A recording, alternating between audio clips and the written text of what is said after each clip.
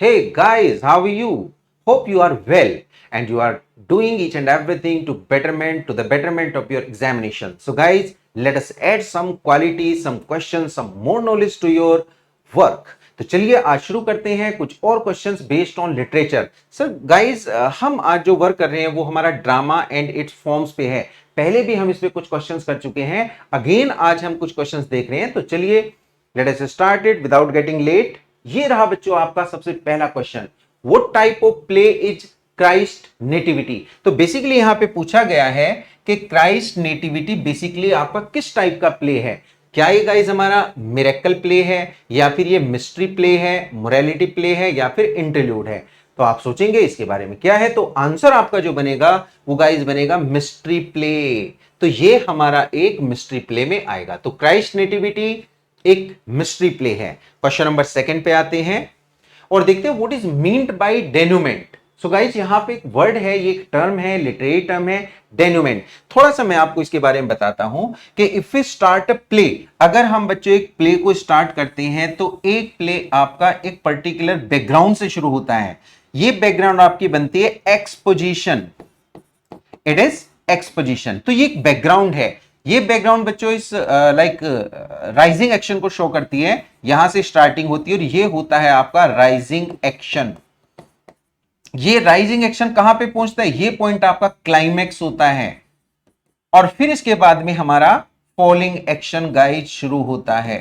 कौन सा शुरू होता है? Falling action. आप इसको देख सकते हैं एंटी क्लाइमैक्स कंडीशन में जाता है. तो राइजिंग एक्शन क्लाइमैक्स के बाद कहां पे आ जाता है? फॉलिंग एक्शन में. और गाइस जिसके बाद हम देखते हैं जो लास्ट है यहां पे, इसको हम नाम देते हैं रेजोल्यूशन. तो ये रेजोल्यूशन है. ध्यान से आप देखेंगे ये बच्चों रेजोल्यूशन टू टाइप्स का होता है. नंबर वन ये हमारा है डेन्यूमेंट, जो अभी अभी आप ऊपर देख रहे हैं. ये जो वर्ड है आपका डेन्यूमेंट, तो डेन्यूमेंट होता है और एक बच्चों होता है catastrophe. Second one is the catastrophe. अगर आप डेन्यूमेंट की बात करें सो गाइज ये क्या किसका होता है, किसका एंड होता है? कॉमेडी का, जिसमें हंसते हंसते सब घर जाते हैं. यानी कि ये चीजें यहां पे हमें क्या दिखाती है? हैप्पीनेस को शो करती हैं. लेकिन अगर हम कैटेस्ट्रॉफी की बात करें तो ये किसका एंड है? ये गाइज एंड है हमारा ट्रेजेडी का. तो it is the end of tragedy. तो आप देख सकते हैं रेजोल्यूशन जिसमें डेन्यूमेंट, कैटेस्ट्रॉफी, ये दोनों के दोनों रेजोल्यूशन बनते हैं. तो किस किस के होंगे? आसानी से आप answer. If I ask you the answer question now what is the meant by denouement, तो आप देख सकते हैं ending of a comedy, ending of a tragedy, ending of romance, ending of a historical. तो 100% ये किसका बनेगा? डेन्यूमेंट, कॉमेडी का. तो ये कॉमेडी की बेसिकली एंडिंग यहां पे बनती है. सो गाइज अगले क्वेश्चन की अब बात करेंगे. What is meant by catastrophe? Again आपका क्वेश्चन. तो भाई कैटेस्ट्रॉफी देखेंगे तो ये एंडिंग किसकी बनेगी?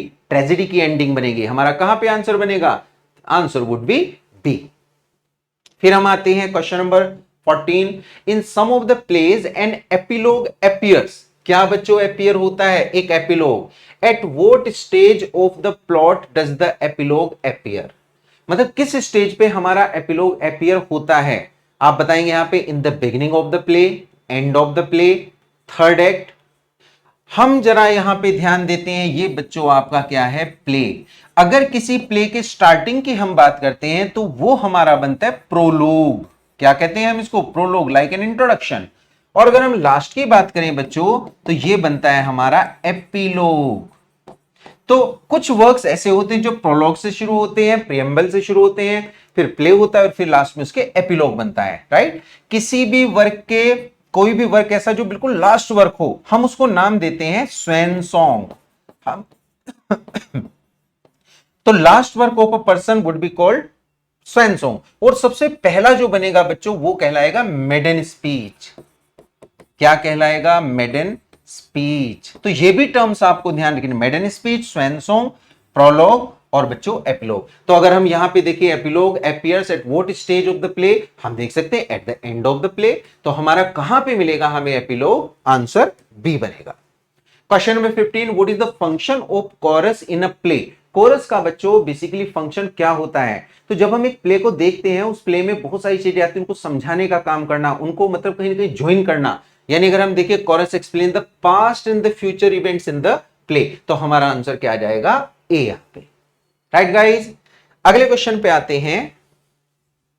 One of the following plays has a chorus in it. तो कोरस की बात करता है कि किसी एक पर्टिकुलर प्ले में है। कौन कौन से प्लेज हैं हमारे? As you like it, Macbeth, King Lear, Doctor fosters.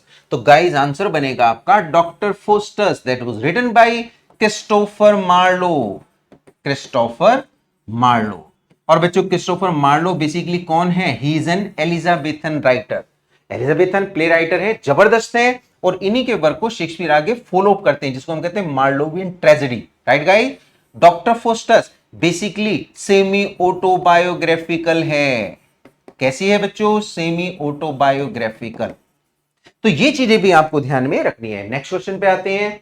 In one of the following plays the epilogue appears. देखो एपिलोग का मींस कहां पे आएगा बच्चों? बाद में। In which of the play, किस में है?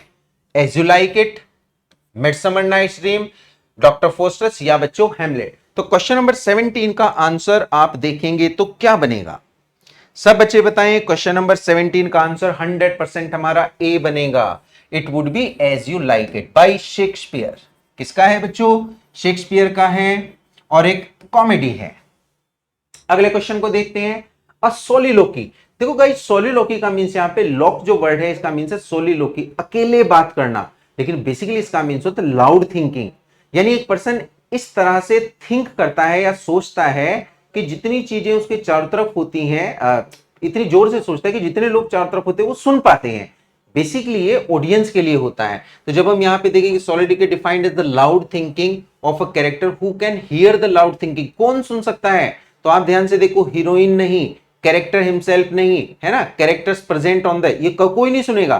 क्या समझा जाता है? The whole audience. क्योंकि बेसिकली ये ऑडियंस को ही क्लू देने के लिए, उसे कुछ समझाने के लिए होती है। इसी वजह से अब आप देखो, एक कैरेक्टर लाउड थिंकिंग कर रहा है, मतलब वो इतनी जोर से सोच रहा है कि सुनाई दे रहा है ऑडियंस को, बाकी नहीं सुन रहे हैं। तो क्या ये बच्चों आर्टिफिशियल नहीं लगेगा? 100%। ये बिल्कुल कैसा लगता है? एक आर्टिफिशियल सा, ये एक आर्टिफिशियल डिवाइस हमें महसूस होता है। तो आप ध्यान रखेंगे सॉलिलोकी बेसिकली क्या है। जैसे हम हेमलेट में देखें, हम मैकबेथ में देखें, 7, 9 एक्सेट्रा, इस तरह से सोलिलोकीज वहां पे प्रोड्यूस की गई हैं या फिर यूज की गई हैं। क्वेश्चन नंबर 19 देखेंगे guys. One of the following types of the plays is not meant for acting. एक ऐसा प्ले जो एक्ट के लिए नहीं होता, मतलब एक्टिंग के लिए नहीं होता, बल्कि क्या होता है? जस्ट रीड करने के लिए, हम उसे पढ़ते हैं एंजॉयमेंट के लिए। तो ऐसे एक्ट को हम क्या कहेंगे? प्ले को। ये गाइस कहलाता है क्लोजेट प्ले। इसको हम क्या नाम देते हैं? एक क्लोजेट प्ले। जैसे वर्ड्सवर्थ का आई थिंक हम देखते हैं द बॉर्डर्स, तो वो क्लोजेट प्ले है। तो क्लोजेट प्ले को हम